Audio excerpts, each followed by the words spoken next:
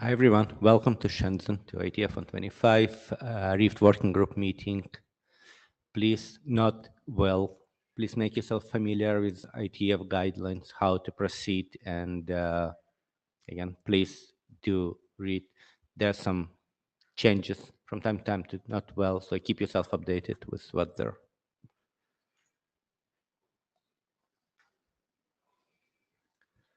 We'll quickly go through working group updates.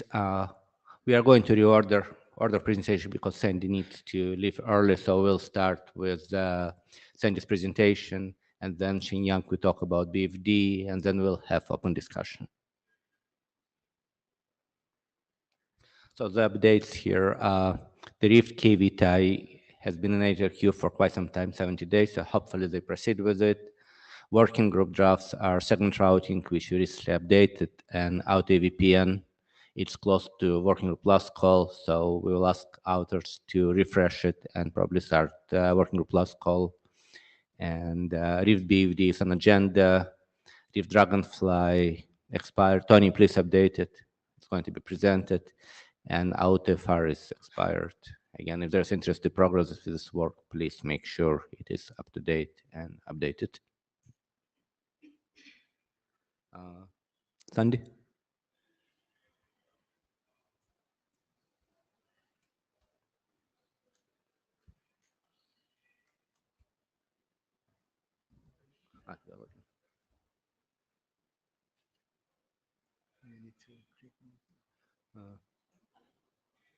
This is Tony. See the slides?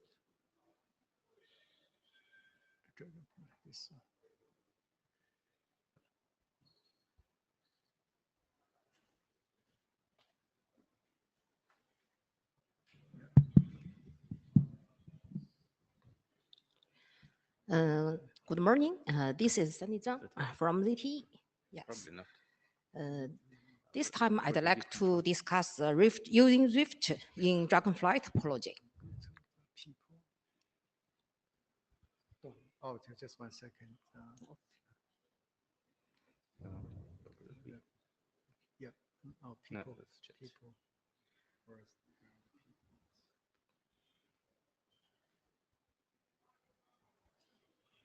Otherwise, just move the slides.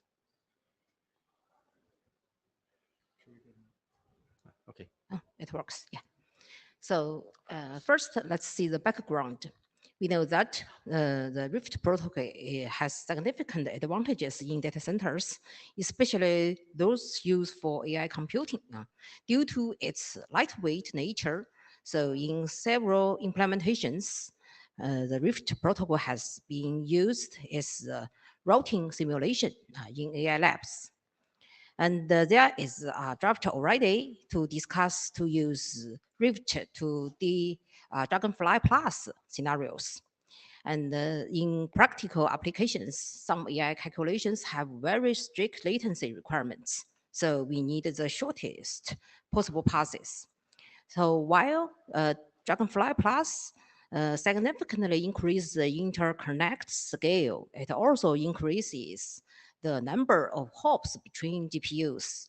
Therefore, Dragonfly topologies or similar topologies requiring only 2 or 2.5 hops to reach the destination will also be deployed in some scenarios, such as supernode scenarios or some scale out networks. So this presentation uses Dragonfly as an example to discuss the routing design that may need to be considered when applying Rift to this type of scenario. So this is a brief introduction of Dragonfly topology.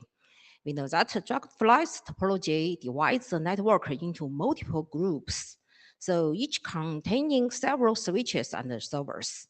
Switches within a group are interconnected in a specific way, called intra-group interconnection. Inter-group interconnection occurs through global routing.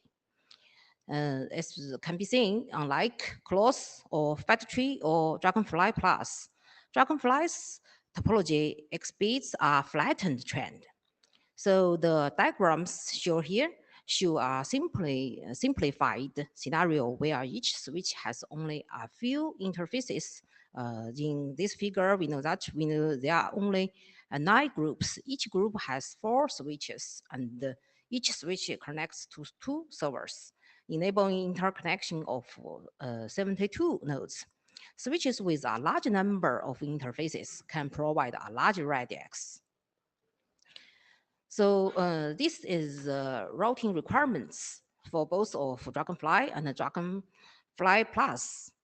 The basic principle of routing for Dragonfly and the Dragonfly Plus is that when the destination node is within the same group, routing can be achieved solely through the switches within that group. When the destination node is in another group, it needs to be reached through global routing between groups. Reaching the destination via the shortest path is the most common approach. But when the shortest path is congested, it's necessary to consider use a non-shortest path. And we know that in some cases, we also use the load sharing in different paths. So this is also a goal for it. So for Dragonfly and Dragonfly Plus routing requirements, we know that we must distinguish between inter-group and inter-group routing. And we should support both shortest and non-shortest paths. And also, we must prevent loops. So this is the routing solution of Dragonfly topology. Currently, we have some methods to use other protocol to support Dragonfly topology, such as BGP, but these require extensive and complex configuration. So in this time, we'd like to extend Rift to support Dragonfly topology. So according to the Rift routing protocol details, all routers are leaf nodes and also top nodes in Rift topology. So we know that. Therefore, the flag name is leaf only and leaf two leaf procedures flag. This flag has been described in Rift base protocol, FC 9692. So the flag, if we set the flag, both lights and ties must carry the fabric ID. Based on this fabric ID, neighbors and the routes inside and outside the fabric group can be distinguished. North ties can be sent between groups. Through flooding, all leaf nodes can receive north ties sent by other leaf nodes. So, but there are still some problems we need to solve.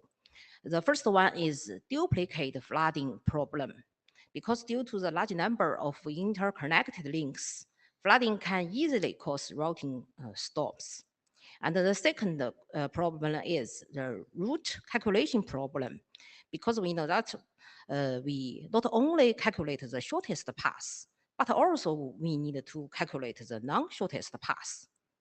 So we can achieve the load sharing or FR or something else goals. So this is the solution to problem 1, the flooding problem. So upon receive a north tie from another group, we can mark it is not allowed to flood to other groups. Flooding within the current group proceeds normally, but other leaves cannot forward it to other groups. The north tie within this group can be flooded normally. In fact, there are also issues with duplicate flooding, but we think it's under control because the range can be controllable. And the north ties within the current group can be flooded to neighbors in other group. If the fabric ID of the neighbor that needs to be sent for flooding matches the fabric ID carried by the flooded north tie, then flooding to that neighbor is not allowed. That means we can't send the loop advertisement to the same group. And the second solution is for problem 2, a routing calculation problem. So for routes within the same group, If a next hop exists within the same group, it cannot be routed through other groups, uh, except for all the links are failure. Generally, all leaves other than current leaf and the destination leaf can be used as next hops in normally consideration. To prevent loops, the number of hops between the source leaf and the destination leaf in a non-shortest path is limited to 2 hops because we'd like to prevent the routing loops. A non-shortest path within 3 hops can only be calculated if multiple link failures occur and the shortest path to the destination leaf within this group is greater than or equal to 2 hops. For routes outside the current group, in principle, only the intermediate group should be used for transit. Otherwise, transiting through multiple groups may cause loops. Therefore, when calculating the path, the number of hops from the source leaf to the destination leaf is limited to 4 hops. When multiple link failures occur, causing the shortest path to exceed or equal to 4 hops, non-shortest path can be added 1 hop. That's all the method is used to prevent routing loops. So the path calculation is the same as the SPF algorithm. For example, Dijkstra algorithm can be used for routing calculation. It's the same for Rift protocol. When a link between one leaf and another leaf fails, both of the leaves need to immediately update their node type. So we can flood it, the node type to every node. Every node can change their routing table. So the purpose of this presentation is to discuss the feasibility of this solution. We can see if there is a hole or something mistake or something else. So we welcome any comments and suggestions. Yeah.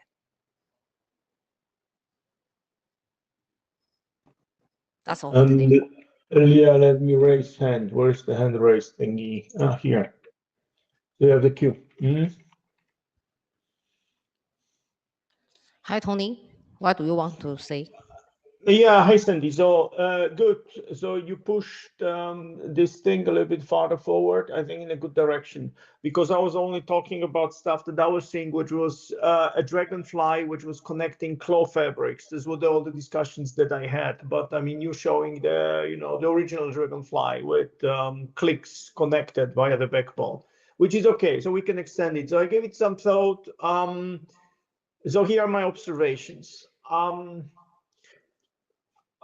In the click, so basically where the stuff is fully meshed, we could go fairly easily to this 2-hop architecture. And I like it. That is actually not that hard, because if these things are TOFs, they already indicate that they're Dragonfly as well. They have to, right? Based on the draft that I wrote, which seems necessary. So we can add that. That's actually a good addition. It's not particularly hard. My other observation is that I spoke about the stuff on the mic, but I didn't update the draft. In the Dragonfly plane, so, what I call a horizon. So once you get out of the group, we are not limited by 2 hops. We can actually use all the paths. And the rule there is actually relatively simple. Everybody, because we need anyway different forwarding tables, right? On the towards the backbone versus towards the group, right? There's some of them will be horizontal links, right, within the group, node-bound horizontal links, and the other ones are marked as links towards another group, another fabric ID. So there's a natural horizon on the interface. So, and I hope you can follow me. So towards the backbone, the Dragonfly backbone, the rule is actually quite simple. The forwarding table has to be per incoming interface. So if someone gives you from the backbone a packet to another group, then basically, based on the incoming interface, you calculate a forwarding table which guarantees that when you forward on a path that is shorter than the guy has calculating through you towards the group. It would need the picture, right? So as an example, maybe the example will work verbally. So let's say A, B, C, D, right, are like 4 different groups. And A forwards to B. So B sees that it's coming, the packet is coming from A. And B knows that if A goes through him to the towards the group on the shortest path, then he cannot forward back to let's say to A, of course, but also to something which will have the same path length. So it cannot go and forwards towards C because there will be a loop between B and C. It has to go directly to D. I would have to spell it out, but basically, or write it down. But basically, when I thought through the stuff, we are not limited by just an alternate hop and 2 hops. We can use any path length through the backbone. So even three hops and so on would work. I think the best would be you jump as co-author on the draft that I wrote. I suggest that, and then we'll basically start to spell out what you suggested for true Dragonfly with the clicks, right? Rather than claw connecting with the Dragonfly Plus backbone. And I'll need to write down, I'll explain to you what I meant by the fact that within the backbone, we are not bound, but what you're saying, just the 2 hops, which is what my draft says now. We can actually use any route based on the incoming interface and the FIP checking what are the possible routes that it can use, which do not have to be directly to the group, to the destination group. All probably very cryptical. I hope you could parse some of that, but basically, practically speaking, I think please join the draft and then we start to actually write the stuff down and have a private conversation where I explain that. Dima was kind of interested in the thing. I don't see him around. Maybe he'll jump on, but we'll bounce it off of Dima once we have the stuff written. Sounds good? Thanks.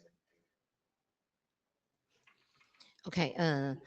The rules defined in the existing draft, the forwarding rules, can also applied for Dragonfly topology. It's really in the backbone. seriously, in the backbone. In this presentation, we just add some limits for the control plane routing calculation and the flooding. So the goal is to minimize the SPF burden of the switches. Yeah, and I think the flooding, it's optimization actually not necessary. There is nothing to optimize. It's a full mesh. So the only discussion will be what if the full mesh fails, right? But we have the forwarding, we have the flooding, the node-bound flooding on the ring, and this full mesh will naturally be also a ring. I would have to think through the stuff, but I don't see much of a problem. The problem is more the forwarding, because right now the leaf-to-leaf procedure allow only 1 hop forwarding. So we'll have to do something like, okay, if the node is Dragonfly capable and he has leaf-to-leaf, then it can also do basically shortest path forwarding on the ring. Yes, so we think we have made consensus on the forwarding plane and just some little difference consideration on the control plane, but we can talk it. Yeah, I mean, the important thing is I don't think we need any particular magic. The standard IP forwarding plane will work, right? Which is the limiting factor. And the computation we can go and tweak, because now we basically have a special case not only of a TOF node, but a TOF node, which is actually a Dragonfly node. And with that, we can basically specify the necessary calculations. Okay, we can discuss the more simple solution for this type of topology. Yes. Yeah, actually, I don't even think we'll need the leaf-to-leaf flags, but we could discuss it when we start to write it down. I think that the classification will be at a TOF node and a Dragonfly node that has horizontal links. And there we basically run a calculation, just standard SPF pretty much. Yes, it's Okay, so all of them are horizontally links. yeah, right. Basically, so the full mesh is also horizontal. We can see there's arbitrary number of rings, doesn't matter, but we can just run standard SPF. You could basically say run an SPF where for all the TOF nodes, there are also Dragonfly nodes in the same fabric ID.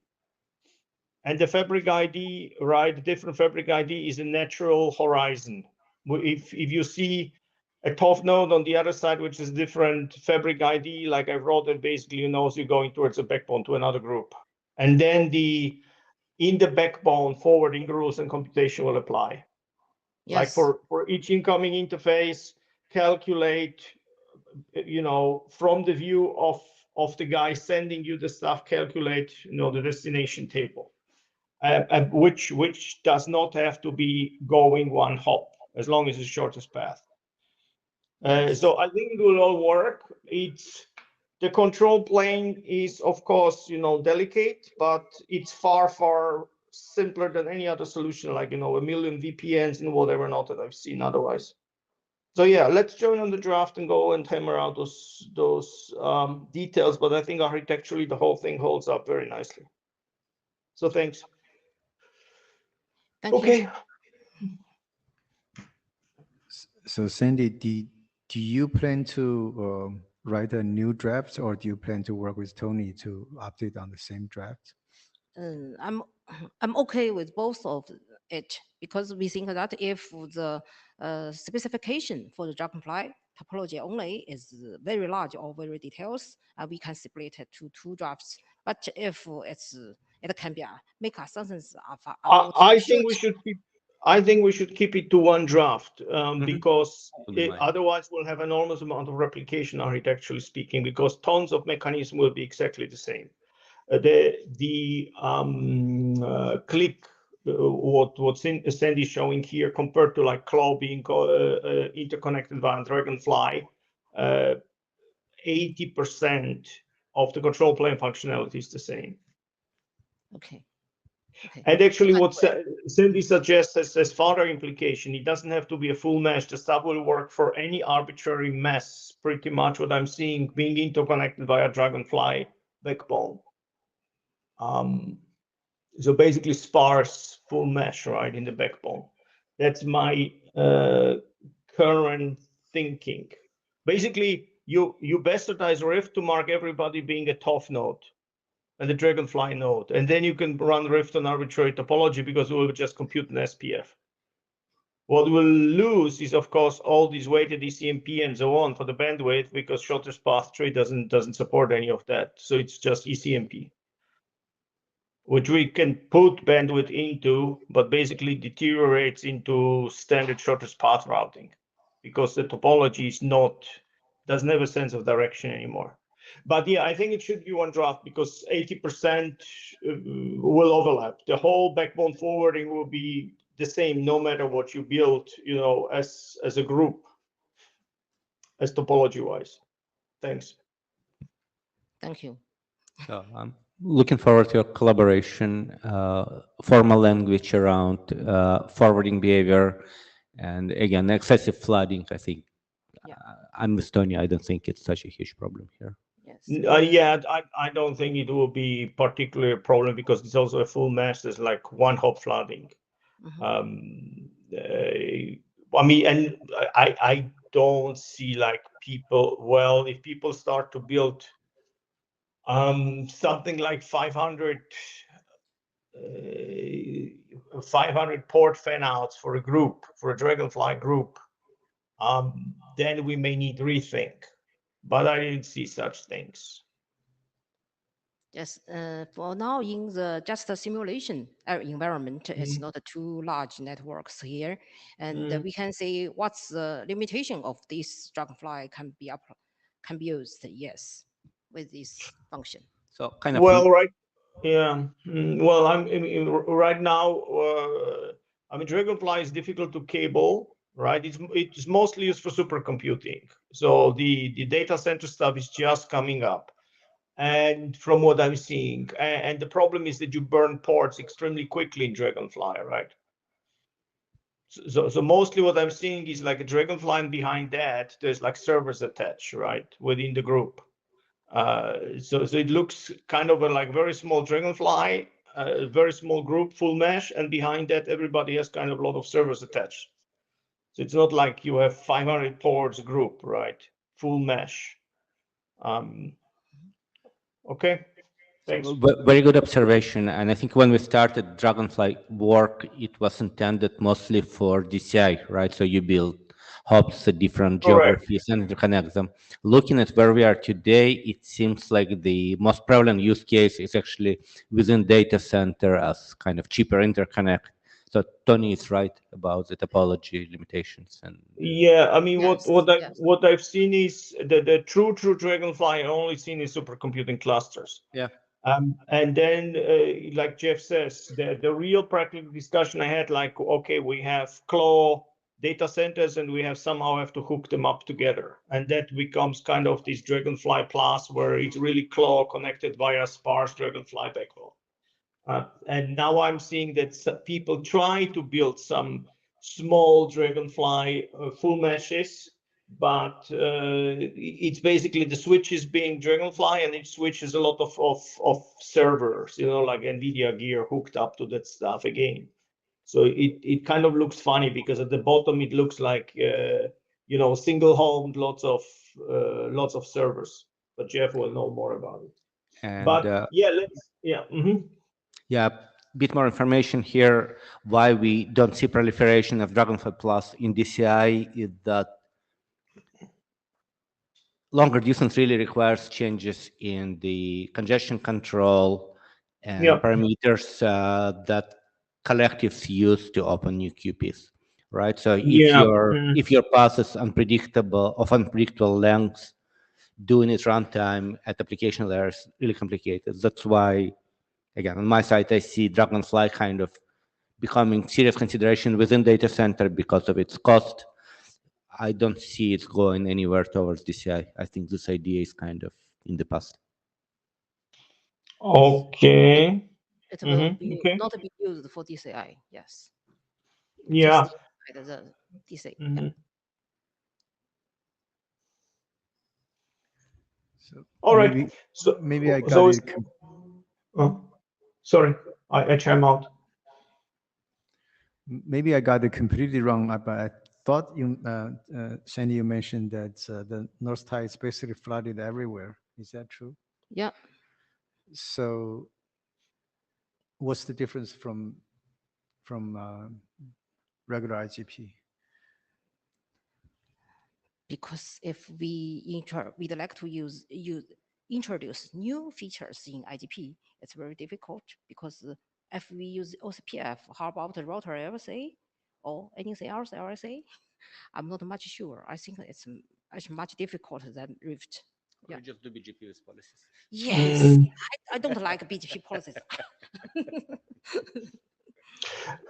Yeah, but I mean, in this full mesh, there's not much we can do. We can start to apply techniques like the stuff I'm doing for ISIS, but unless you really have a very high fan out on such a group, I don't see the justification for the work.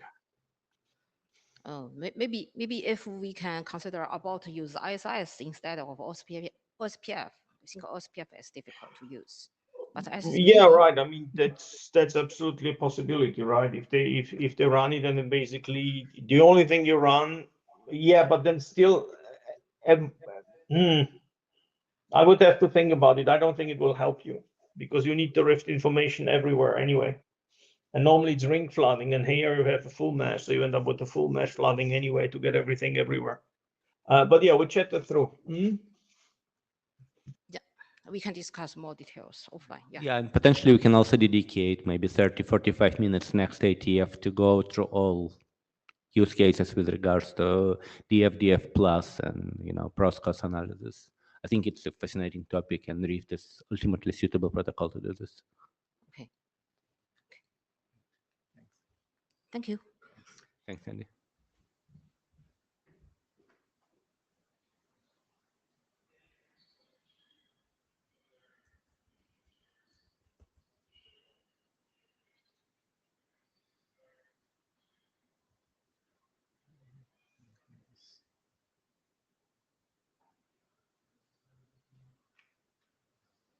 We need to remove the clicker.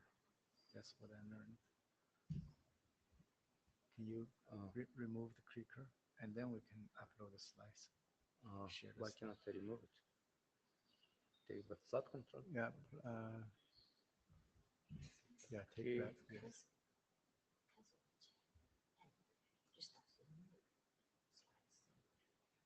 Does it work now?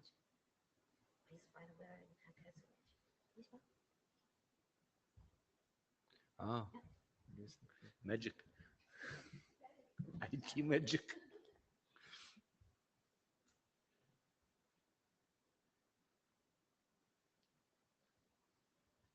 Confirm. Okay. Yeah. All right. Yay. Can you give me a clicker? Plus. Yeah. Yeah. Yes. Plus, yes. All right. You should be good. Okay. Good morning, chairs and experts. Towards the mic.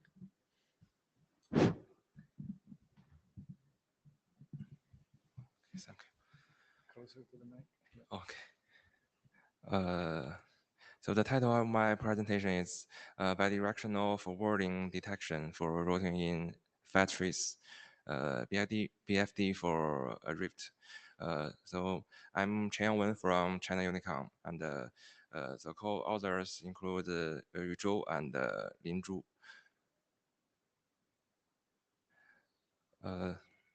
So first, the motivation and the program statement.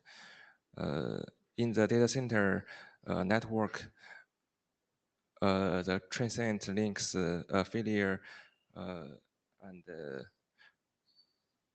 port flips,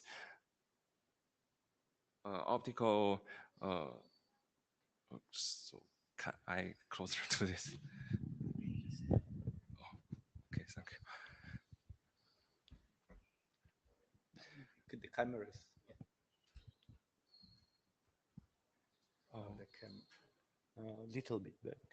No, Yeah, he- here. It's perfect. Yeah. He needs to you see. need Closer to to see. this. Oh, you're perfect.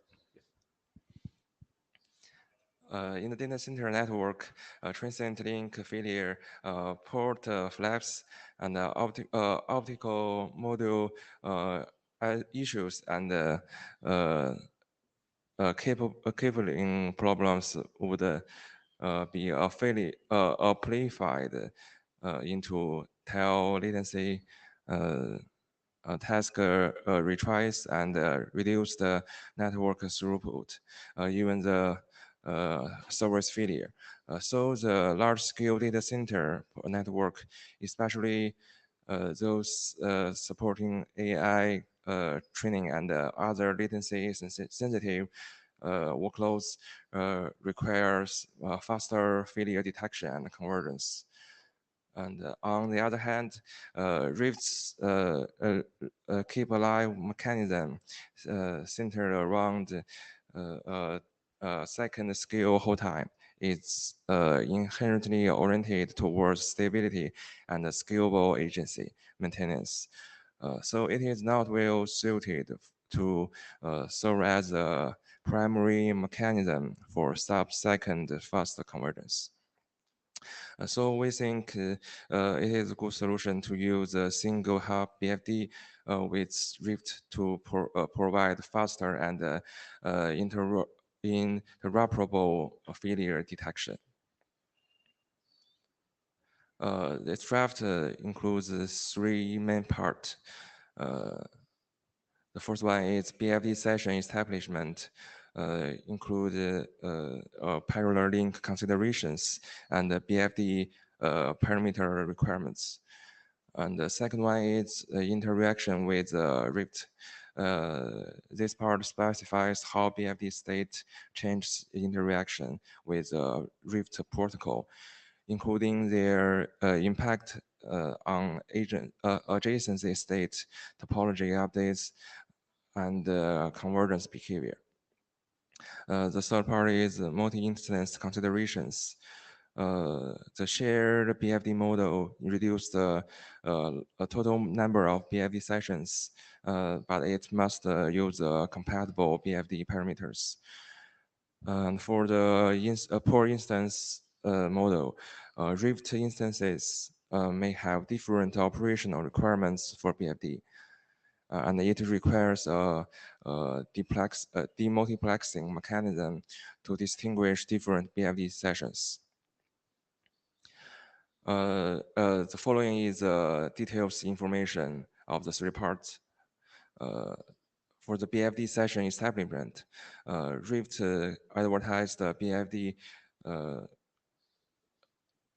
capability on a per link basics.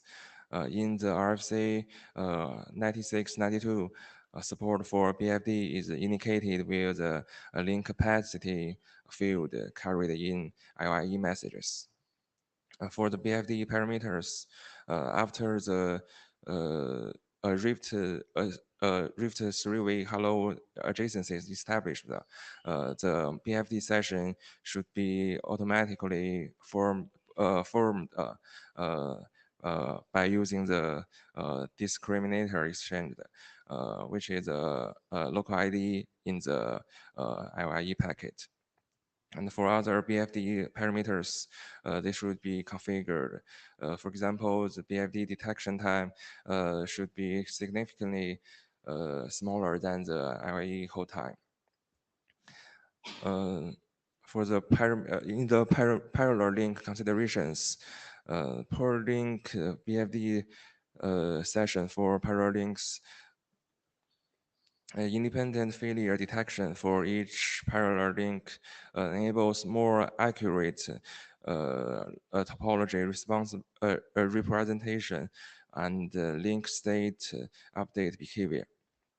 And it introduces higher session scale and operational overhead that is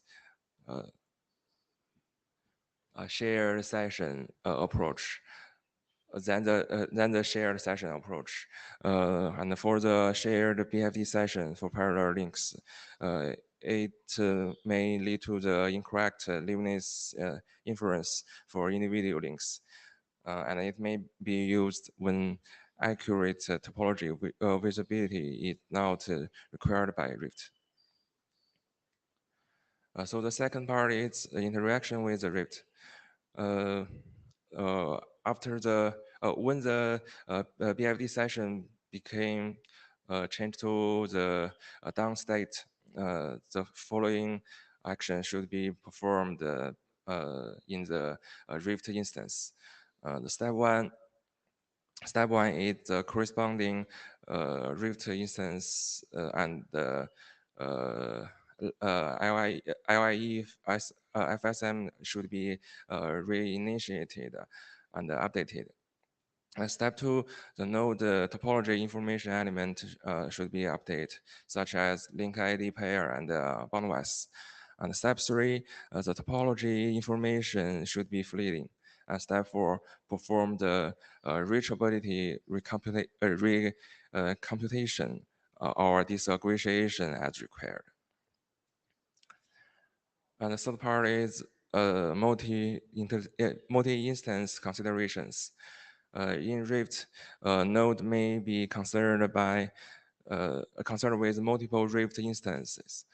Such instances can be deployed over the same interface. Each Rift instance maintains its own adjacency state and control plane state independent of their instances. And there are two options for Rift instance. The first option one is shared BFD model, and option two is per instance model.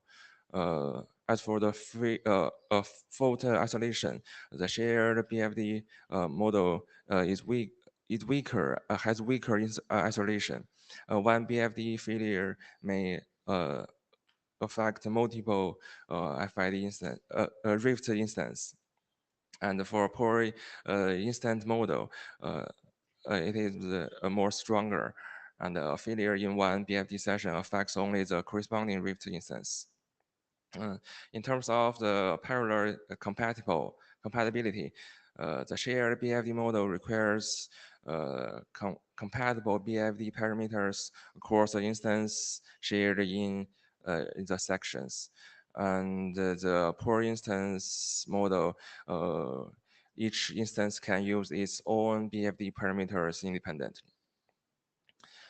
And for the demultiplexing requirement, the little or no per instance demultiplexing is needed for the BFD session itself for the shared BFD model. But the per instance model requires a demultiplexing mechanism is distinguished the BFD session for different instances. As for the restart behavior, when a Rift instance is restarted or reconfigured, only the BFD sessions associated with the instance must be affected in the per instance model. In the shared model, a restart of a single Rift instance must not reset the shared BFD session unless all associated instances are removed. So for the security considerations, the security consideration described in RFC 5881, RFC 5882, and RFC 9692 apply to the mechanisms specified here. And the security properties of BFD, including optional authentication as described in RFC 5880, remains applicable.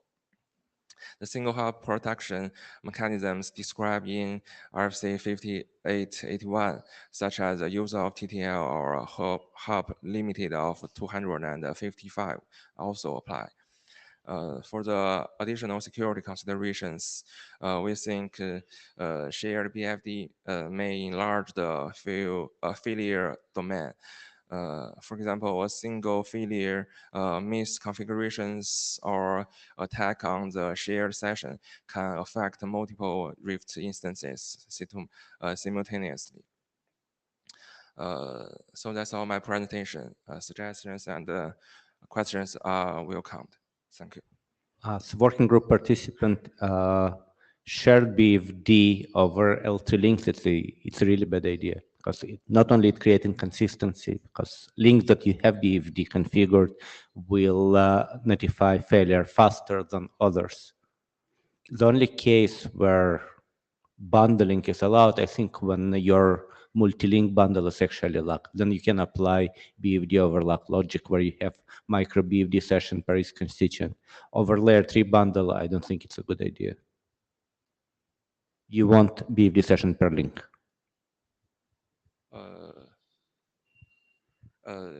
Yes.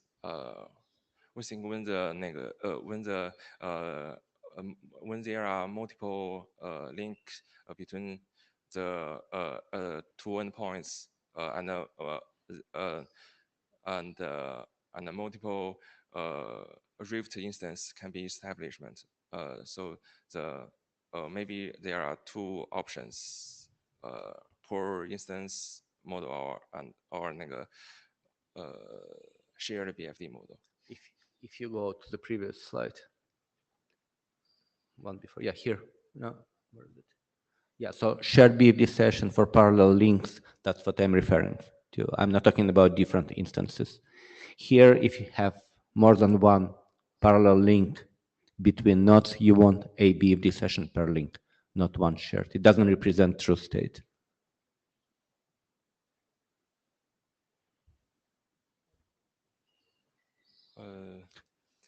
You want to have per link BFD session rather than shared BFD session. That's my comment. I think the per link BFD session for the parallel link will be better. So the shared BFD session for Paralinks, the shared BFD session for the Paralinks, there are some difficulties to use them, and it's not very suitable and easy operational. That's exactly my point. Don't. Don't. Yes. Yeah. Okay. Maybe we can delete this thing or choose the per link BFD session. Yes. Thank you. Okay. Thank you. Christian? Yeah, I was actually going to make the exact same comment. I don't understand why we would ever want shared BFD. I think per link is the right approach for the same reasons that Jeff just mentioned. Simplify to per link. Yes. So actually, why we write the shared BFD session for the paralinks, we want to compare with the per link BFD session. And in the draft, I remember that we suggest to choose the per link.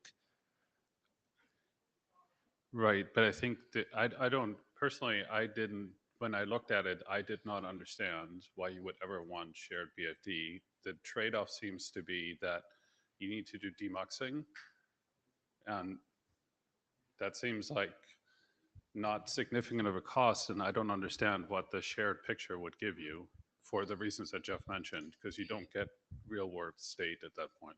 If anything, it would make using BFD worse than not using it, because links that don't have BFD configured would take longer to converge than ones that do have BFD configured, and you'll end up in an inconsistent state for some time. Yes. So I think gathering the consensus is to remove shared BFD kind of from the draft. Doesn't make sense. Okay. Okay. And thank you for the work. I think this is really useful. Okay. Thank you. Tony?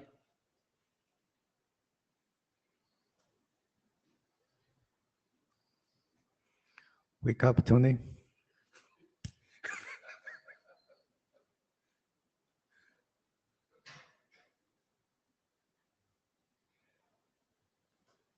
Tony?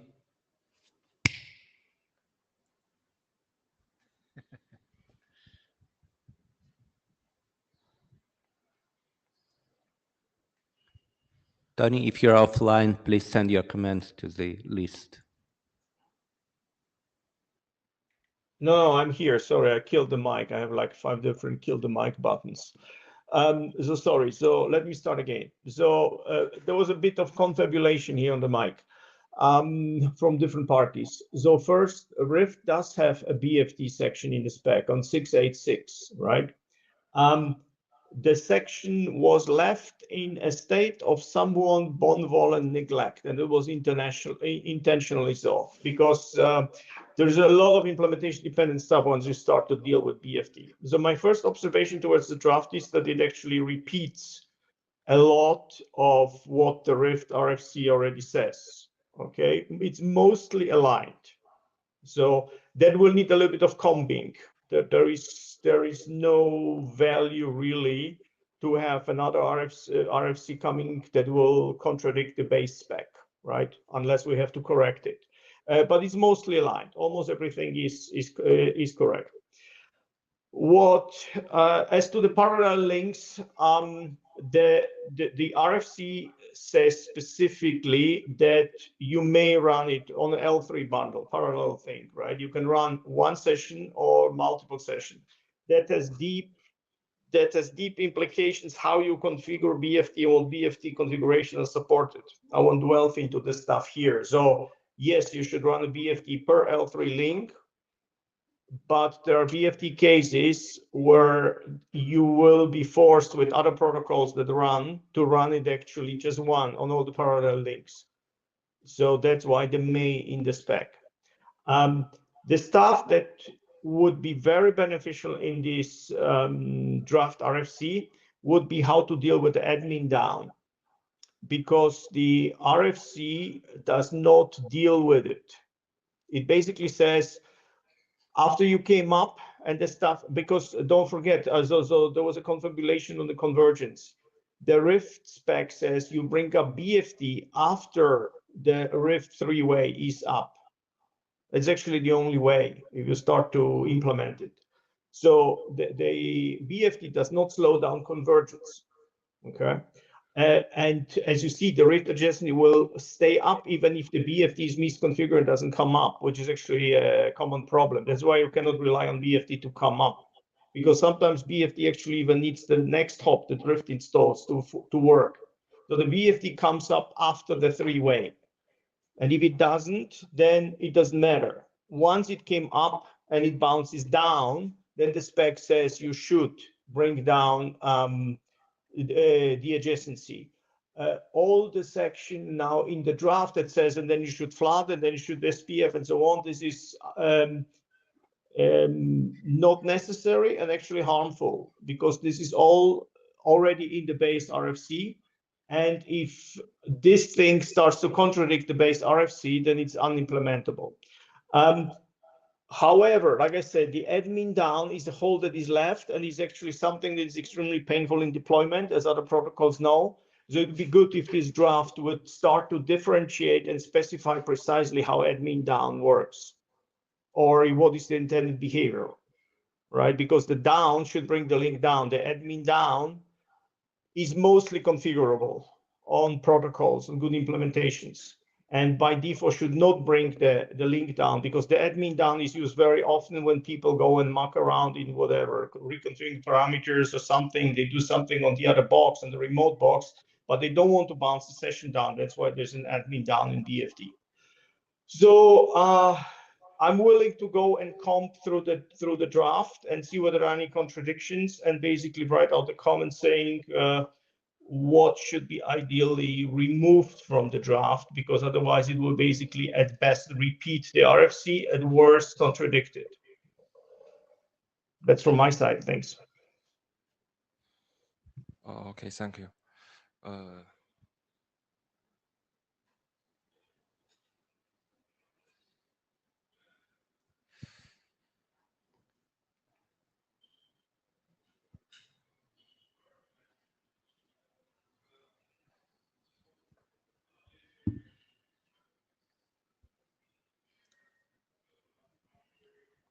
So maybe we can have some follow-up discussions with him. Yes. So So I think you can go ahead and update the draft based on the feedback received with regards to shared BFD session. Just remove it. okay. So we will talk about in the email and update the draft. Yep. Thank you. Thank you.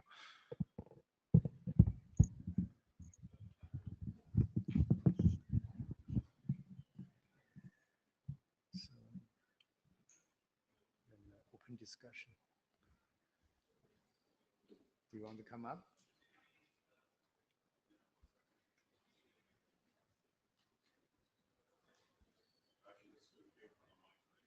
Yeah, that works. That works.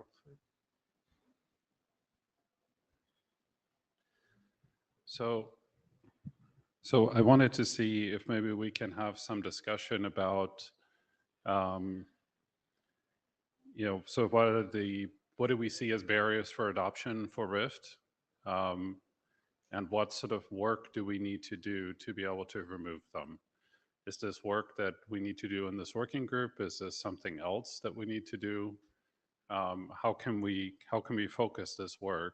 I understand, we have in the charter, we have set out specific requirements. We have specific items in milestones. Multicast, I think, Tony, you mentioned that one of the recent IETFs said you think it will work, but I don't know that I can do.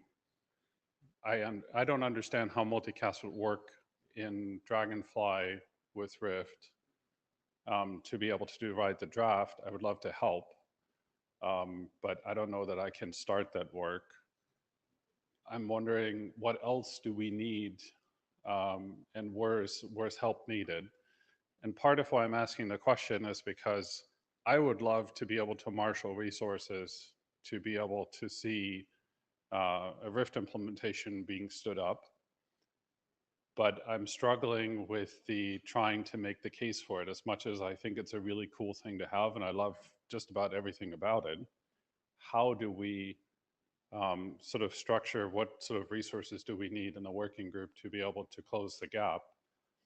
And as I've mentioned to a couple of people, because the opposite question to that is sort of, okay, well, if we have everything, why hasn't it gone anywhere in terms of somebody deploying it? Is it because the other options that are there are quote unquote good enough, or something that is just pain that somebody's willing to tolerate, um, and is sufficient? And then there's sort of the question, okay, well, what are we trying to achieve? So I'm not trying to say anything about whether Rift is viable or not. That's not the point. I'm trying to figure out what is it that we need to do going forward. What are the really critical missing pieces, the glaring holes, and what sort of work do we need to be able to close them? I hope that made sense. So I'll take it as working group participant, and I'm very much with you. I tried to develop Rift in my organization. I failed miserably. I just couldn't justify the development, right? So I'm still doing BGP for particular reasons. Right, making BGP look more like Rift, as much as I hate doing this. So practically, one of the main arguments has always been it's Juniper only, right? Because Tony happened to be, or HP, right? So getting second implementation that is not potentially not open source, but actually something that you're shipping with your product would help immensely, because this is proof in the pudding, right? Having two implementation is proof that there's enough interest, and even so, you don't have to tell who your customers are. Probably if you have developed it, there's money behind it. So getting second implementation that is commercially viable product is probably the highest priority. I know it doesn't help you, but if you could, that would help enormously to get Thrift more adopted. Okay. What is it in terms of capabilities that we think we would need that would cause somebody to say, I really want this, beyond what we already have described or beyond the need of implementations? Is there something on the feature side that we need? Because I'm struggling with that, trying to figure out, the BFD portion that we just talked about, what we talked about, Dragonfly, great discussions, but are they the piece that is missing? BFD is semantical, right? It's pretty Yes. clear it's needed. You just need to distribute discriminator somehow and Yeah. capability, right? So it's semantical to the protocol. So what's not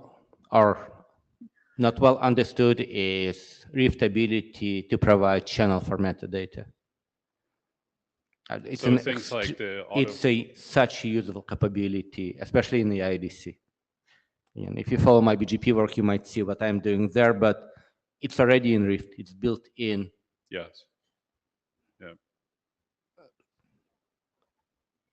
It's fast. It's scalable. I mean, I don't need to sell it to you, right? But it's the best protocol for data centers. Just point out.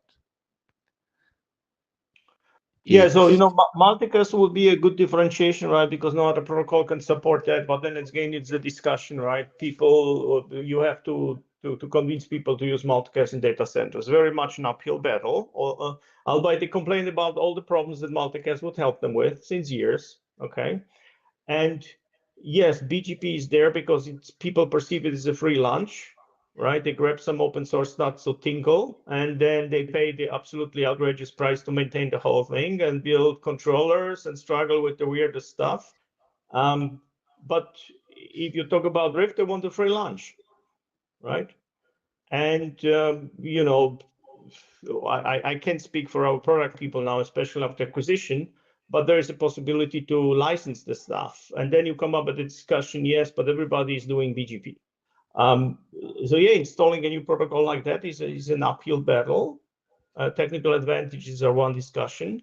Will somebody provide the free lunch? I don't know. I mean, the BGP won because it was a free lunch. There was no really good IGP implementation that would lift, the problem. I mean, Amazon was doing OSPF. I mean, Justin just rehacked OSPF, and the whole data centers Amazon were running OSPF, are running something like OSPF right now. So it's actually feasible, but you have to go and lift it stuff, right? And people who were in Russia were looking for free lunch. The only thing they found was the BGP stuff, and we went hacking, and then sticks and bubble gum. I mean, look what we're doing in IP security. When people 20 years ago said, how the hell can you build a network architecture without the security layer? But like me, whatever. Now we pay trillions of dollars to patch it up, and that's the game going on with BGP. So it's not really the stuff lacks technically, right? But the stuff lacks a free lunch. And with the free lunch, a lot of people will pick it up and start to learn it and start to deploy it. Without the free lunch, well, it's a discussion of vendors pushing the stuff as a competitive advantage. Obviously, you see, even in Juniper, I kind of, failed largely. Yeah, that's the landscape. So I think, the work outstanding here is multicast. And otherwise, I don't see much. The Dragonfly is a very sophisticated discussion for very few customers, in my opinion. And look, even this auto VPN, which saves you an incredible amount of grief, even with that, I couldn't push people forward. I mean, there's a huge security gap between the server and the first switch in the data center, which BGP is not really solving, which Rift would solve very easily.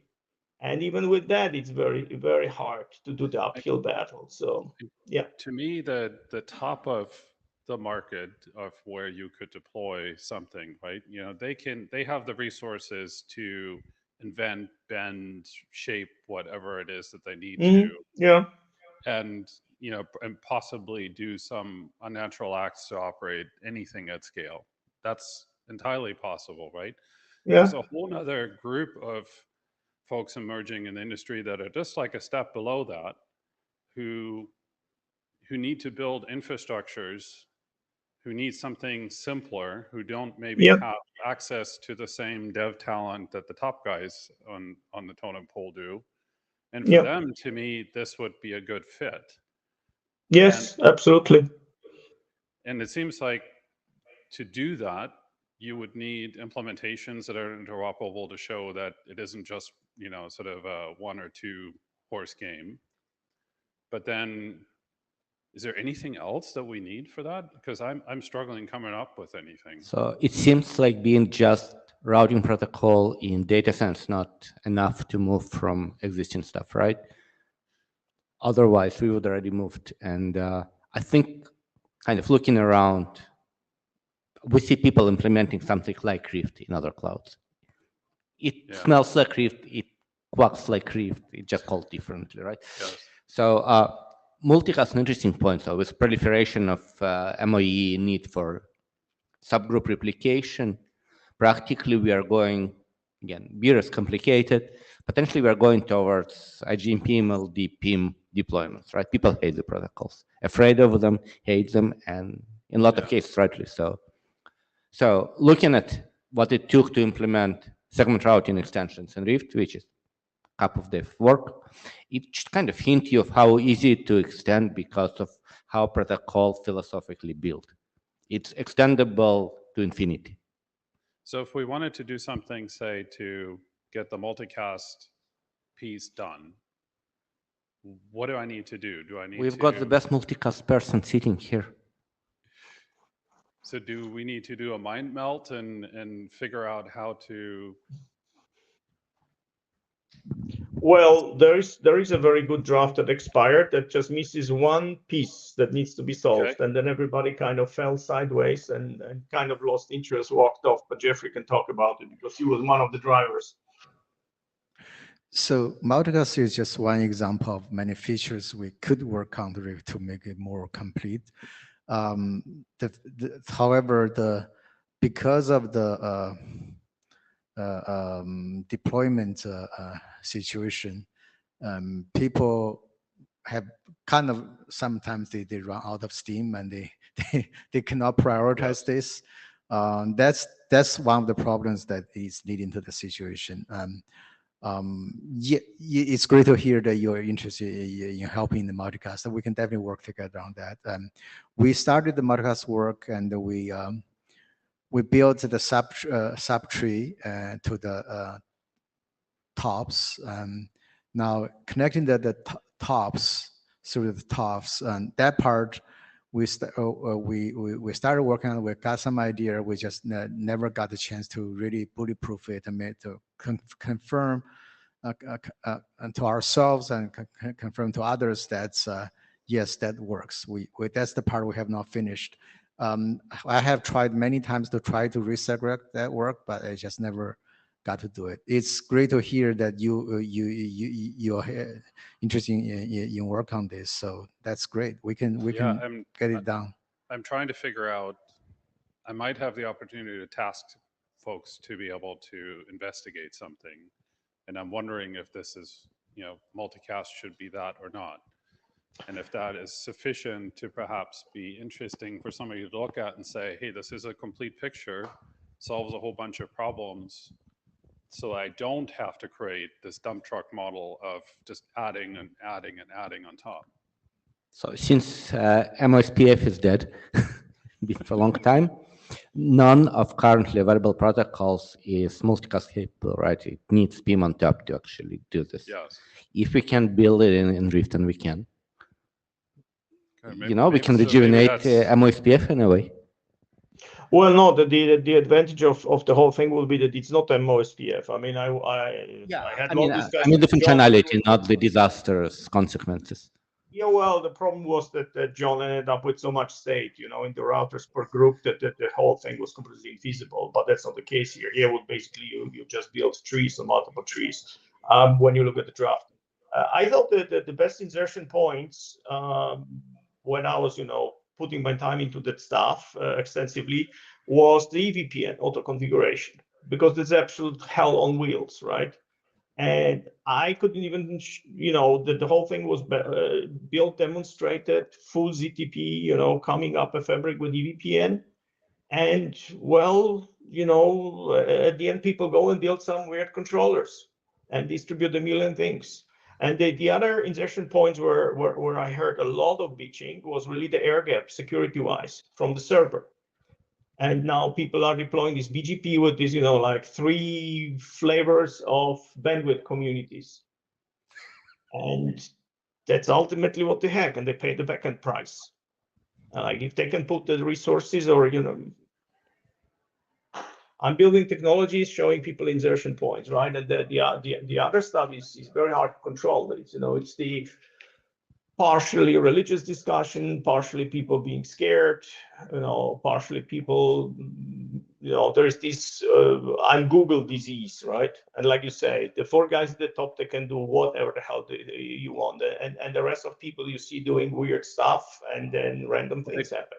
They try to emulate the stuff that's happening at the top, right? Yeah, like the usual customer discussion, we are like Google, yes. So if I can get to something that's mostly feature complete and solves the problem without causing them as much operational pain. Yeah, look, my vision was that IP routing has to become as simple as Ethernet switching. Because if you think Rift to this last consequence, you can basically pull out a box out of cellophane and set you either TOF or you're not TOF, and that's it. And then you just cable it up. And literally that's what we've been showing. And not only cable it up to actually do the full IP forwarding, everything for you, but actually bring up the full EVPN. Okay, so if you start to look at the smaller customer and you start to explain to them that it will be the OPEX killing them and not the CAPEX, then it should be an obvious discussion. But that's not the religion today, right? You have people sitting there and say, oh, I have this insanely convoluted BGP and I have a million lines policies, and that's what we do here, and 700 VPNs. And when you say, well, the thing is falling apart, and they go, yeah, but we now have AI on top that can figure all the stuff out and fix it. Yeah. Yeah. I mean, that's kind of the tenors of discussion I'm seeing. And if you see something else, tell me. But I see very little sanity when I talk about the people OPEX and implication of OPEX on them, operationally. And I mean, with the security on top, people just got used to the total enshittification. I mean, stuff just goes down all the time. Everything takes half an hour to load, and people just endlessly, patch the stuff. And now that the solution seems to be throw AI at the problem, which is more sticks and bubble gum on top of something that architecturally doesn't hold up at all. And we see what's gonna give at the end. Bridges have been constructed like that in US for a long time until some of them collapsed and killed a lot of people. And then people brought engineers, and started to actually enforce. Well, I mean, we're European, so, but this is a US game right now. And the US is only, the end. When people get enraged enough because enough people died and something happens, and otherwise you just throw, another sticks and bubble gum at the problem, and, can I fix it within a week? And all the back end depth, technical depth is being pushed to, farther out. And that's the reality of the thing. So to shift this perception is very difficult. I mean, you have to show dollar signs, but the OPEX dollar signs at this point in time somehow don't scare people enough. That's what I'm seeing. So that's my view of things. Yeah. Philosophical points aside, what features would you need to convince your organization to do development? Something we can work on as working group. So that's the challenge, right? That it's, from my perspective, I don't think it's features that, and I keep wondering if I'm missing something, because the piece that gets the development resources aligned is to show me the customer that's going to deploy this. It's a So vicious how do we circle. get past the chicken and egg? Yeah. So it's not that there's opposition, that anybody thinks there's something missing. That's the irony, really.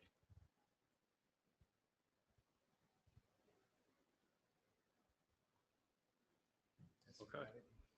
So Anybody it else? looks like multicast is the closest point, and it hasn't been kind of high visibility feature because it wasn't obvious, right? It's one of the possibilities in the protocol.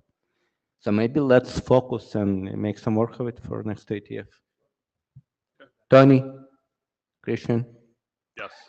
Thank you. potentially we could also hold the interim some months to from now, see where we are with multicast.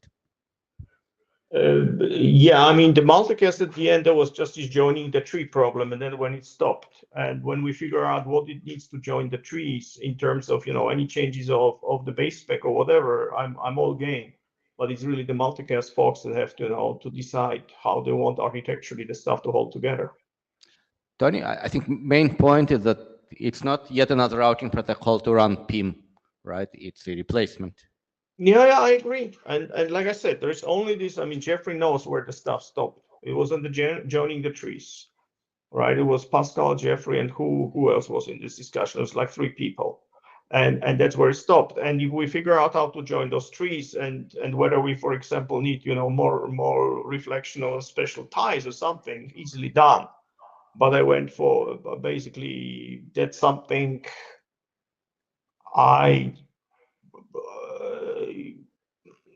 well, I mean, I can look at it, but the multicast guys are much better at this kind of stuff. So maybe, the discussion to gather people together and go attack the last problems. I don't know. Pascal is out of Cisco. I don't know what he's doing these days. So who else was in this multicast crowd? I don't remember. And some other work, probably more kind of towards Jeffrey, is really to get information out of a GMP MLD and make it Rift attributes. I think we've tried to do this in the past with BGP. Well, that's kind of a key value thingy. That shouldn't be particularly, I don't know, anything difficult. Just gather stuff at the bottom and just stick it into the key value. I mean, how does it help you? Um, uh, I mean, the information is easily put into Rift, but I ask what you do with it. Would you kind of assign it to a specific multicast tree that Rift builds, or I don't know what you do with it. More of a distribution tree if you're looking into kind of AI use cases. But the signal is always coming from the host, right? No matter what you do. Mm-hmm. And I mean, probably no one would do V4, V6. MLD has EB that's extendable, allows you to do many things. So it's pretty easy from this perspective. Yeah, this stuff I didn't think through at all. What you would do with all this multicast, no membership stuff, and how to slosh it around. No idea. We were basically focusing on building multicast trees within the protocol easily. In the AIDC use case, would you actually run Rift on the host? So Mhm. I can provide I had to hack layer 2 protocol to make it communicate with the host. BGP is non-starter. There's some hedge funds and neo clouds who might consider it. You go to someone larger, they hear BGP, they hit you in the face.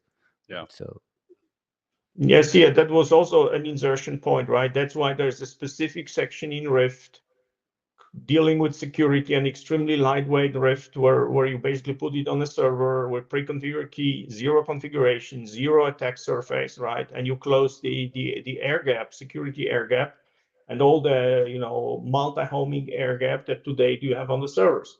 And most people hacked some weird LLDP stuff, or they try to run some lightweight BGP daemon, which is just invitation to attack the bloody thing, right? And there's some folks in the world who run really large infrastructures with just a BGP speaker that advertises prefixes from the host, right? That doesn't really do much else. yes, when you move towards Kubernetes, that's pretty much the only way, right? Yes. 90% of them run BGP internally. The rest kind of don't. And again, you work for a hyperscaler, you know what it would take to implement routing on the host. It's non-starter. But so kind of to summarize,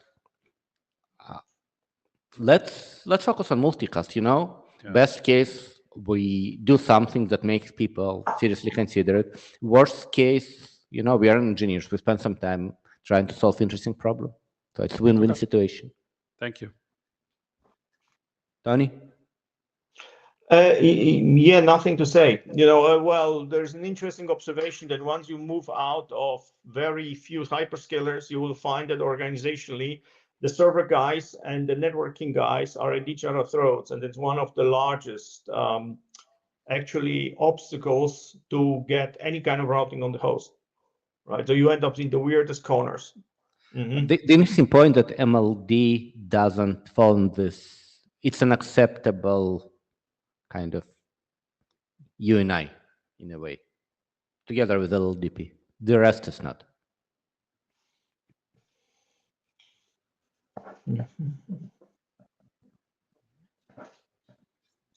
Cool. Tony, go sleep. Thanks, everyone, and hopefully we'll see you in Vienna. Not worth it. In 1 hour, I have electricians in the house ripping the whole bloody thing apart because we're installing air condition. Yeah, so I can tell you, the electrician stepping on the guy installing some pipes, and the third guy making holes in the wall. So I better Come be on, there. air Man. conditioning for pussies. Why? It got actually the climate changed so much. The last 2 or 3 summers were unbearable. Yeah, that's why. Yeah. All right. Thanks, ladies and Thanks. gentlemen. Good night, Tony. Mm-hmm. Thanks, everyone. See you More like next early week. morning. Bye.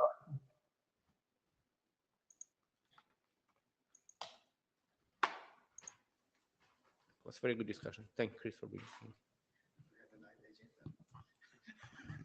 No, so you see, it's kind of we're living in parallel universes. There's great protocol that does pretty much everything you need, but there's kind of another universe where no one is using it.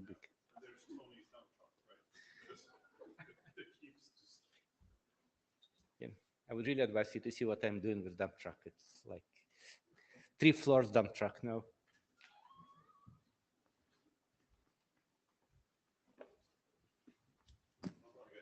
Hi. My name is Roman. I have never met previously, but we have some common friends. I got Dima to work for us. Yes. And I would like to have advice. Previously, a few years ago, we had a draft about routing and dragonfly class topology. Maybe you remember it? Yeah, I remember. Yeah. And do we need such receipt? Do we need to continue this draft? It's an informational draft of how to do it. Why not? It's an architecture. I mean, it's more of tweaking policies, but still, it's people commonly state that it's impossible to dragonfly with BGP. Oh, it's possible because it's a production environment. Yeah. So here you go. By the way, if you add actual description of what you did in production, that would make draft much more viable. Okay, we have already applied it in our production environment. I told about it a few years ago in our conference.